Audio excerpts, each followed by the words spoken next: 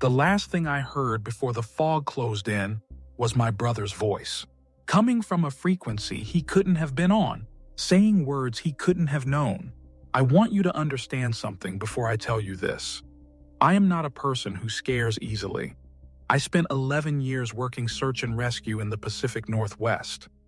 I have pulled people out of ravines in zero visibility. I have spent nights alone in forest terrain, where your headlamp is the only thing standing between you and total darkness.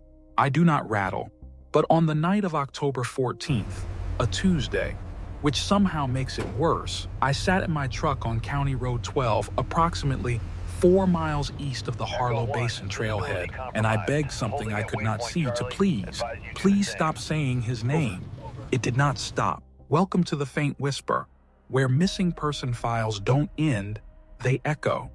Good evening. The dense fog advisory remains in effect for the Tri-County area. Visibility is near zero on Route 61, where the Highway Patrol is responding to a multi-car pileup. My brother Danny and I had a system. It was not a complicated system. It did not need to be. He was an experienced hiker, not expert, but solid. He'd done the Harlow Basin loop probably 6 or 7 times over the years. 12.4 miles, moderate elevation gain, well-marked trail with 3 wooden signposts.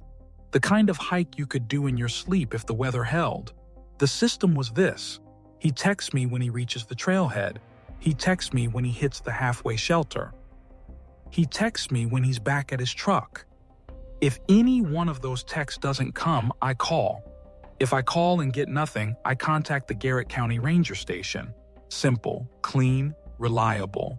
On October 12th, a Wednesday, Danny texted me at 7:52 in the morning. At the trailhead.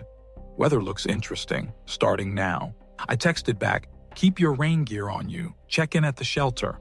He sent a thumbs up. That was the last text I received from my brother's number. The halfway shelter check-in should have come around noon. By 1:15, I was calling. By 2:30, I had Ranger Lena Marsh on the phone. Lena and I had worked together on 2 prior searches in the basin. She was the kind of ranger who asked good questions and didn't waste time reassuring you when reassurance wasn't warranted. I respected that about her. When I explained the situation, she didn't say, "I'm sure he's fine." She said, "Okay, what's his planned exit time?" I said 3:30 to 4:00 p.m. She said, "We'll give it until 5 o'clock, then we move." They moved at 5:00. I was there by 6:15. The parking lot at the Harlow Basin trailhead holds maybe 12 vehicles on a good day. That evening, it held Danny's gray Subaru, 2 Ranger trucks, and mine. A 4th Ranger unit arrived around 6:40. The fog had been building since late afternoon, not unusual for October in that basin, but thick. The kind of fog that doesn't just obscure things, it absorbs them. Ranger Marsh handed me a radio set to their search frequency, 155.34 and told me to stay within 200 yards of the trailhead while the first sweep went in. I was not officially on the team that night. I was family. There's a difference, even when it feels like there shouldn't be. I stood by my truck and listened to the check-ins on the radio. Unit 2 at the first signpost. No visual. Fog is significant. Copy that. Keep pace. Unit 3, hold at the junction. Unit 3, copy, holding. Standard. Clean. Nothing unusual. I check my phone. No new messages. I checked the weather app. The fog advisory was in effect until Thursday morning. I checked the trail map I'd already memorized. At 7:44 p.m., the temperature dropped 4 degrees in under 10 minutes. I know this because I was wearing a digital watch and I noticed it. I remember thinking, that's fast. That's too fast for natural cooling. At 7:51 p.m., my radio crackled. I assumed it was a check-in. It was not a check-in. The voice was low. It was fragmented. It broke in and out across about 6 seconds of transmission. But I have played those 6 seconds back in my head every day since. And I am certain, I am completely certain of what it said. It said, "Marcus, don't come in. Marcus, the fog knows." And then it cut out. My name is Marcus. I had not told anyone my name on that radio frequency. I had not transmitted at all. And Danny had never been issued a radio. He was a civilian hiker. He had his cell phone and a small backup walkie-talkie he sometimes carried on longer trails, but his walkie ran on a completely different frequency band. I stood there by my truck and I didn't move for what felt like a very long time. Then I pressed the transmit button and said, "This is Marcus Voss, civilian. I just received a transmission on this frequency. Can anyone confirm?" Ranger Marsh's voice came back immediately. "Marcus, say again? Received transmission from who?" I said, "I don't know. It used my name." There was a pause on her end. "Copy that. I'll check with the team. Stay where you are." 3 minutes later, she confirmed. None of the Ranger units had transmitted in the prior 4 minutes. They had all been in radio silence, moving through a dense section of trail. Nobody had said my name. Nobody on that frequency knew my name. Search and rescue teaches you something most people don't know about fog. It is not passive. People think fog just sits there, suspended, waiting to be burned off by the sun. And most of the time, that's accurate. But in terrain like the Harlow Basin, where you have elevation changes, cold water sources, and dense tree canopy, fog moves. It responds to heat differentials. It channels through gaps in the tree line like water through a valley. It behaves almost like it has somewhere to be. I say this because I want you to understand that when I tell you the fog moved toward me that night, I'm not being metaphorical. I watched it happen. I watched the shape of the fog line, the visible edge of it along the access road, shift and travel in my direction over the course of about 20 minutes. That in itself is not impossible. What is harder to explain is that it moved in a consistent direction regardless of the wind. I checked the wind. I always check the wind. It's a habit from years of working outdoor searches. Wind direction tells you a lot about how things travel. The wind that night was coming out of the northwest at roughly 8 to 10 miles per hour. Consistent direction, no unusual gusts. The fog was moving northeast, against the wind. I watched it for a while. I told myself there was a localized thermal explanation. Temperature inversion, cold air pooling. There are explanations for these things. I ran through them in my head and I found them satisfying enough to stay calm. At 9:13 p.m., Ranger Marsh pulled back the first sweep team. Zero visibility past the second signpost. She was reorganizing for a full grid search at first light, which was protocol. You don't push a team into zero visibility terrain at night without a strong reason. You risk losing them too. The search vehicles idled. The Rangers set up a command point near the trailhead kiosk. Someone produced a thermos of coffee. I stayed by my truck. At 9:40 p.m., I heard something that was not the wind. It was a tone. Specifically, a steady, low, single-note tone coming from somewhere in the fog line. Not loud. You had to be listening for it to catch it. The kind of sound that sits right at the edge of your perception. The kind where you're not sure if you're hearing it or imagining it. I listened for 90 seconds before I was sure. It was real. It was consistent. It did not waver. And then, very slowly, it began to sound like something. Not words. Not at first. It was more like a voice trying to become words. Like a signal tuning in across a very long distance. I have heard shortwave radio interference that sounds exactly like this. Human adjacent, almost coherent, not quite landing. I walked toward the command point and pulled one of the younger Rangers aside. His name was Cal. I'd met him twice before. I said, "Do you hear that?" He listened. He frowned. He said, "Hear what?" I said that tone. That low sound. He listened again. He shook his head. I went back to my truck and I sat down. At 10:02 p.m., the tone resolved. And it said my brother's name. Not in Danny's voice. In something that was approximating Danny's voice. The way an AI voice reads text. Technically correct, emotionally hollow. A shape of a voice without the weight of a person behind it. It said Daniel once. Then it went back to being a tone. I got out of my truck and I said to no one in particular, "We need to go in now. Ranger Marsh looked at me like I had just asked her to do the exact thing she was trained not to do. She said, "Marcus, I understand, but we cannot safely advance a team in this." I said, "Something in there knows his name." She didn't have an answer for that. Nobody at the command point did. At 10:19 p.m., my phone buzzed. New text message. From Danny's number. I want to be careful here, because this part is the part where people stop believing me. I understand that. I would have stopped believing me too, 2 years ago. The text read, "I found the clearing. It's okay here. Tell them not to come in." That was it. I stared at it for a long time. Then I called the number. It rang 4 times and went to voicemail. Danny's voicemail. His actual voice saying his actual name and asking you to leave a message. I left a message. I said, Danny, where are you? Call me back right now. What clearing? Which clearing? Call me."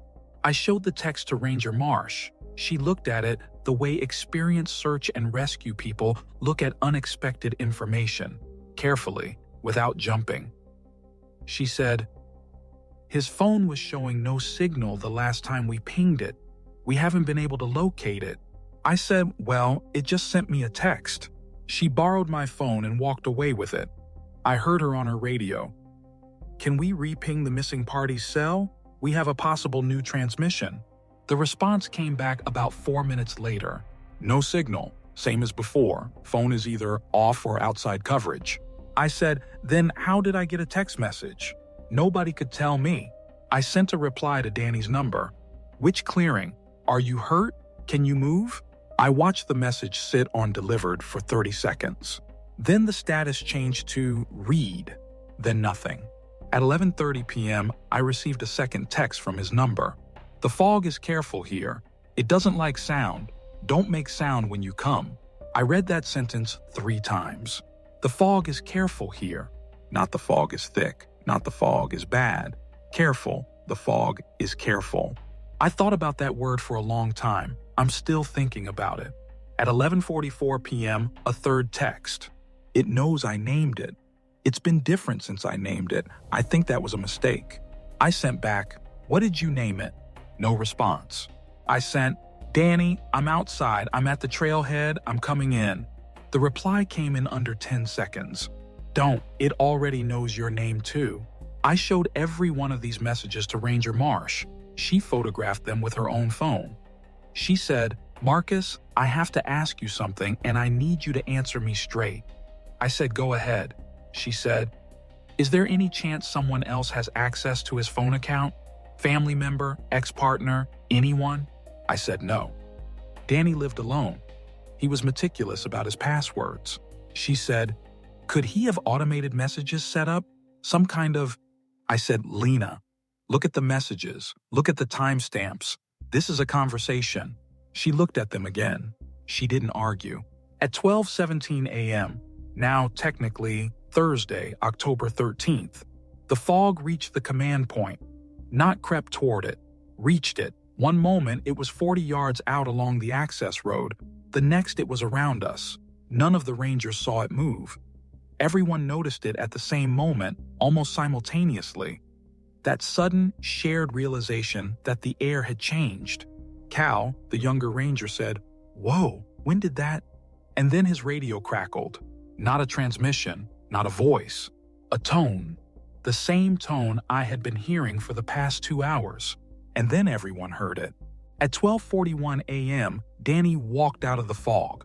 I want to say that like it was a relief. I want to say we embraced, and everyone exhaled, and the nightmare ended.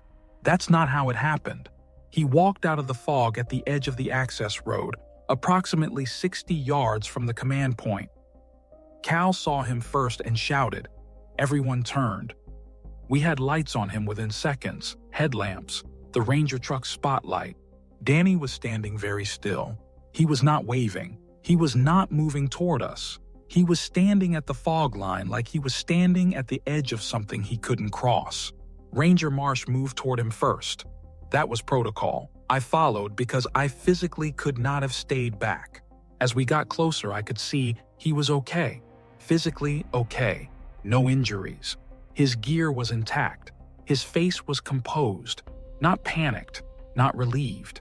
Composed in the way that people are composed when they are concentrating very hard on not being something else. Marsh reached him first. She said, "Danny, I'm Ranger Marsh. You're safe. Can you hear me?" He said yes. His voice sounded like his voice. It sounded exactly like his voice. I got to him and I grabbed his arm and I said his name. He looked at me. He said, "Marcus." He said it the way you'd say a word you were repeating back to confirm, not warmly, not the way a person says their brother's name after being lost for 36 hours. I said, "What happened? Where were you?" He said, "I was in the clearing." I said, "What? What clearing? The trail doesn't have a clearing on it." He said, "It does now." Marsh pulled me aside while the other rangers did a field assessment on Danny. She said, "Give him some space. He's disoriented. This is normal after an extended exposure event." I said okay, because she was right, and I knew she was right. But I watched him.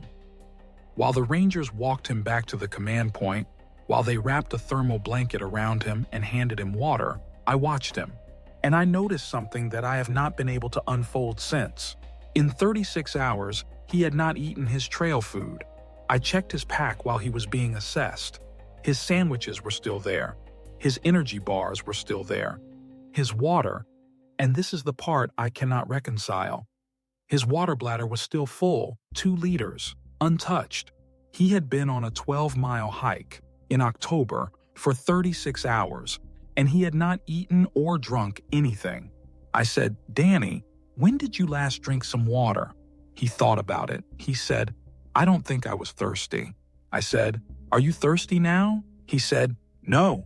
I said, "Danny, what happened out there? Tell me right now." He was quiet for a moment. Then he said, "I heard you on the radio.